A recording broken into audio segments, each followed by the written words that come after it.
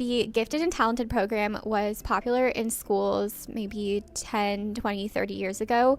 I don't know if it's still being used or if it's something similar is in place and it's called something else, but a lot of people have had a lot of things to say about this program, especially those of us who were raised in this program and its effects long term on students and us as adults going into our careers. If you're unfamiliar with this program, it's basically a program in schools where certain kids will be placed into more accelerated classes compared to the rest of the student population. And some of the classes might have college credit or be counted extra towards your GPA, but the classes will be harder. They'll be more difficult than the average class. And a lot of us who were placed in this track basically didn't have the option not to do it, either because of the expectations placed on us by the school or by our families. Basically, everyone at the time thought that this was an honor. Like, this was such a good thing to be placed in the Gifted and Talented program, and why would you waste that opportunity? I'm now in my 30s, so I've had a little bit of time to reflect on this time in my life, and I've also had the opportunity to speak to some people who were in the Gifted and Talented program, specifically some of my former classmates back in middle and high school. I'm still friends with a couple of them. I've also spoken to people at my college and people I've met since then in my career, just in life, who may or may not have had access to this. People's opinions on this program are definitely all over the place. I even did a little poll on my YouTube channel. I have a very small YouTube channel, so not a lot of people answered it, but the responses I got were very spread across the board of, I did this and I liked it.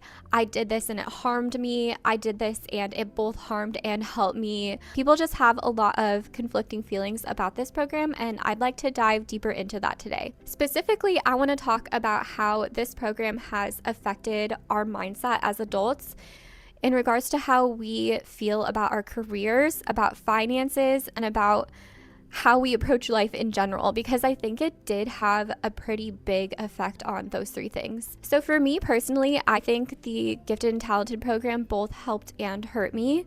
I definitely did need an accelerated class structure for a lot of my classes, but taking all of these accelerated classes simultaneously was kind of detrimental to my mental health at the time. I remember my senior year, I was signed up for 7 AP classes. So I was basically doing my first year of college, my last year of high school. And I just remember doing all of these classes and feeling like I didn't really have an out. I do feel like it engaged my mind in a way that I really appreciate and made me a very critical thinker and someone who was able to articulate my thoughts very well. But overall, I do really appreciate the opportunity I had to be pushed so much in all of these classes. Something I will say about this though is that it was either explicitly stated or kind of given the undertone that you as a person in the Gifted and Talented program are somehow better than others. Like, you have a more advanced mind. You're able to think about things in new and different ways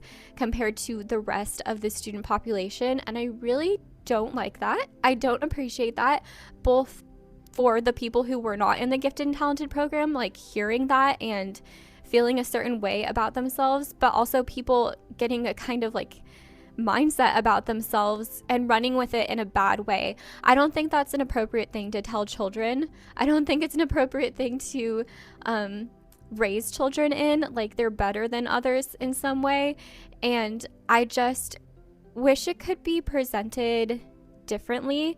And I also will say that I didn't have a lot of help back home. Like, I definitely struggled a lot in school keeping up with the curriculum in these Gifted and Talented classes, but I was able to hire a tutor, and that is a huge privilege. I don't want to understate that. Like, the ability to keep up with these classes, I think a lot of people who were not in the Gifted and Talented program could have been in the program if they had tutoring or family help in ways that like is not available to everybody.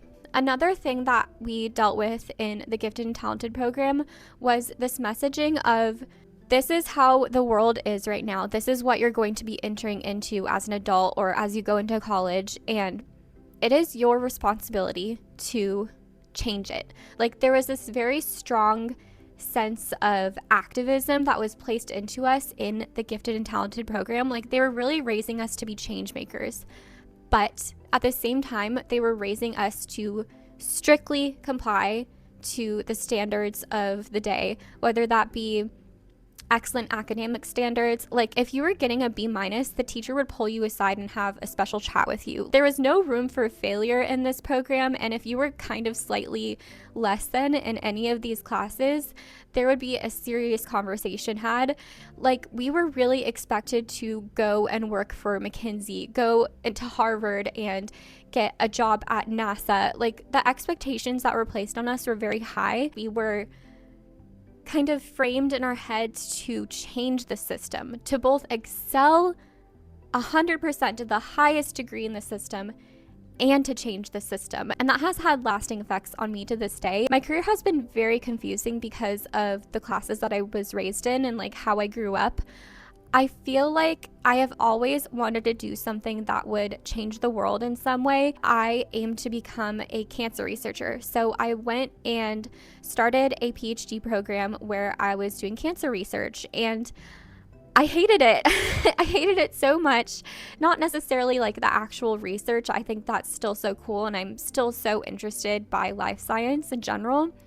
But I really hated the academic environment, the hierarchy, the unfair way that people are promoted, and it's really just all about money and not really about brilliance or taking your time to do something really meaningful.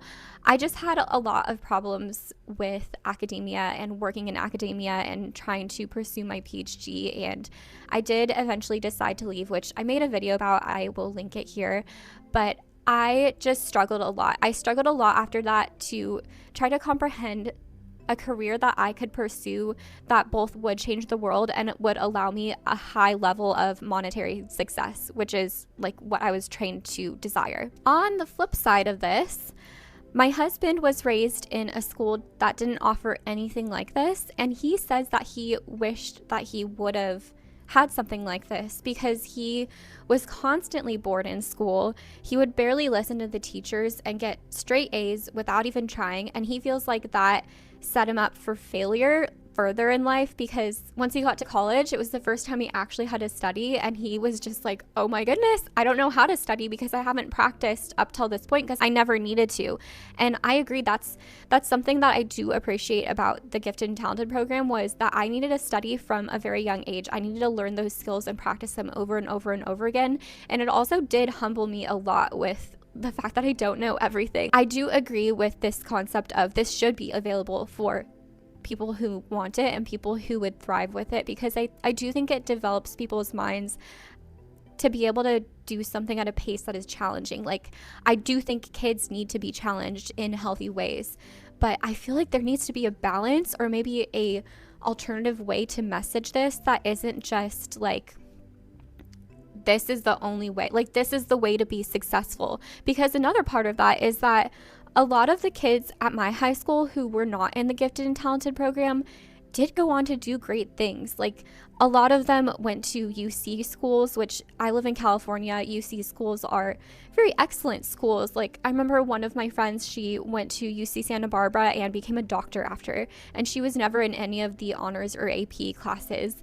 And to me in high school, I was like, the only way I can be any kind of accelerated or like advanced or well-paying career woman, I'm going to have to be in these AP and honors classes. And that's just simply not the case. Like, it is a way to challenge, but I don't think that it needs to be for everyone. Like, if you're in the gifted and talented program, you don't have to do every single class, but I really feel like that was pushed on us. Like, we needed to do every single subject, AP or honors. So going back to this idea that we were pushed to succeed by corporate measures while simultaneously being pushed to change the world, I really feel like this developed a deep sense of dissatisfaction in the system as young students. Like, we really thought we need to change the world, and I don't think that this is necessarily a bad thought to have or an unhealthy thought to have, but I feel like we're constantly looking to be the best in our career or the best in whatever project we're taking on. We kind of have this delusional lack of humility about our own abilities and what we can take on. And it's really detrimental to ourselves more than anyone else.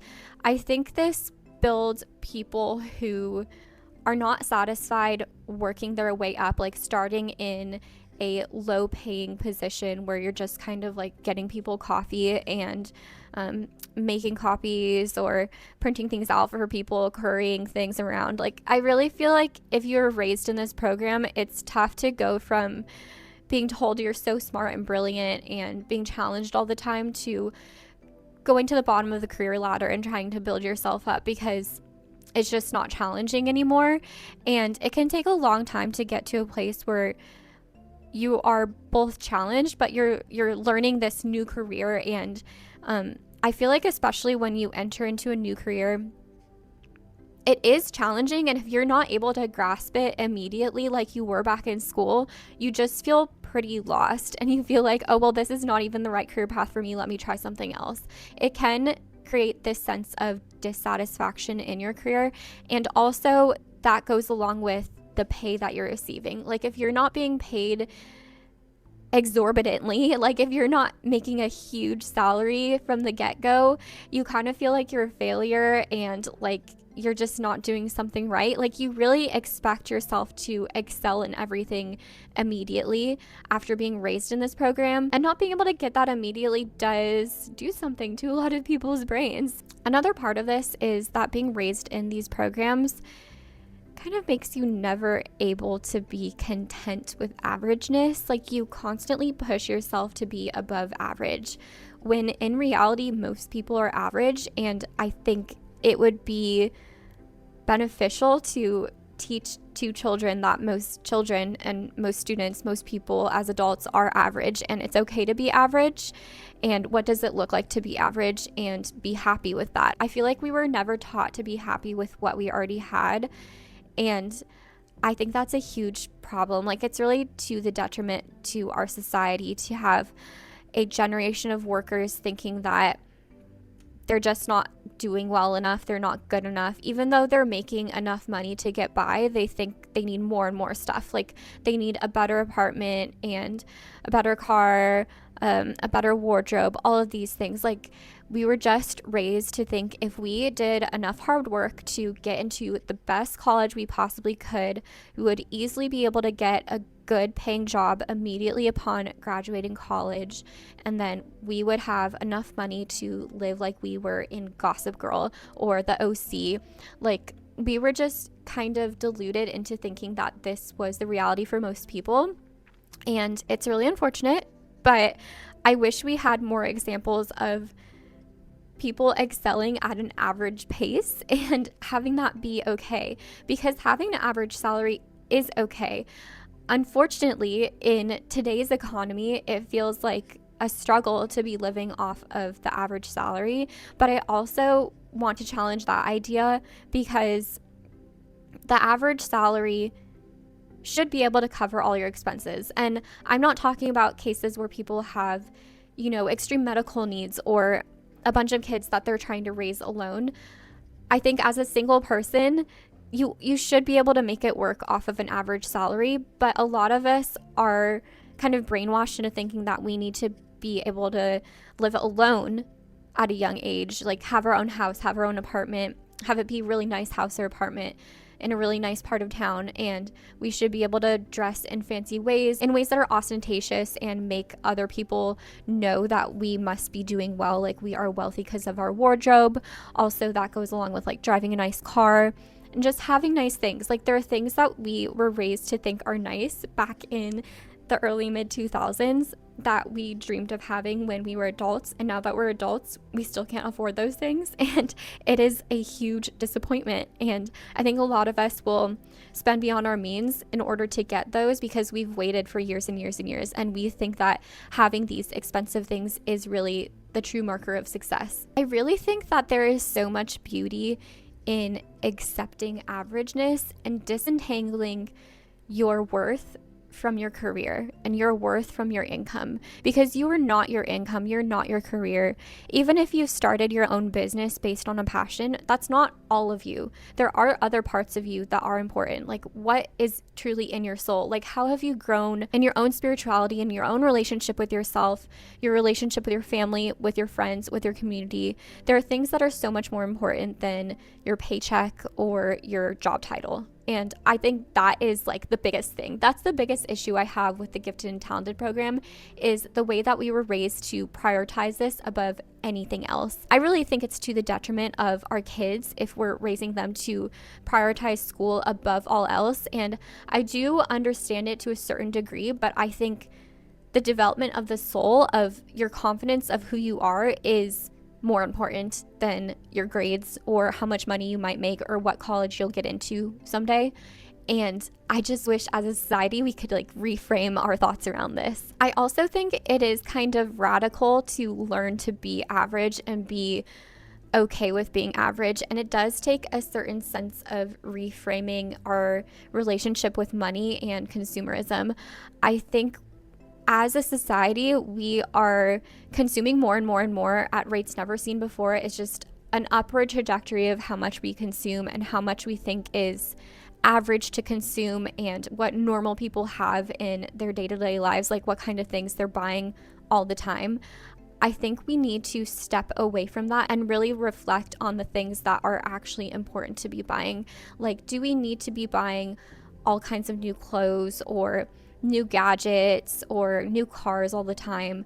Do we really need that? Or what can we step away from that will lead us with the essentials that will actually make us happy? Because I'm not ever saying like you shouldn't ever buy a nice new dress for yourself, or you shouldn't buy that book for yourself that you really want, or you shouldn't get a nice gift for your significant other. I'm not saying that. I think there are small joys to be had in life when it comes to consumption and presenting gifts to someone.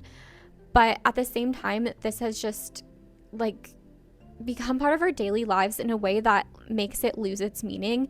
And I think we can step away from consumerism in a way that will allow us to regain an understanding of consumerism, of like how impactful it is. And when we do buy something, it should be a big deal of like, wow, I really saved up the money for this, and I just did something really important and I want to celebrate it, so I'm going to take my family out for a really nice dinner. Like that kind of thing, where we aren't just like constantly rewarding ourselves for nothing, but really treating consumerism and shopping like a true reward, like a true special event, instead of just a Monday day-to-day thing, because it does something to our dopamine. Like it really ruins our dopamine levels and changes what we need to feel more and more happy. So I think part of stepping away from this idea of having your self-worth be tied to your career or your income level involves minimalism and involves stepping into the no buy rebellion in a way that we just haven't ever seen before. As a formerly gifted and talented student, I think there is still room to grow and excel and do amazing things. But you don't have to have everything be amazing and excelling. Like you don't have to be a millionaire making a bunch of money in a really high-powered corporate position to do something that is really impactful on your community or even just on your family. What if you were the best stay-at-home mom you could possibly be? Or what if you were the best small business owner that you could possibly be? Or what if you were the best like middle range office worker that you could possibly be? What does it mean to reframe this idea around career and self-worth? I'd love to hear in the comments what it would mean to you to disentangle your self-worth from your career and your paycheck. I think this is easier said than done, but I think it is really important work to becoming more at peace with yourself. And ultimately, I would ask you to think about who you are outside of your career. If you have any thoughts or comments on this topic, I'd love to hear about them in the comment section. I'll definitely be checking in there. But other than that, thank you so much for listening, and I hope you have the best day.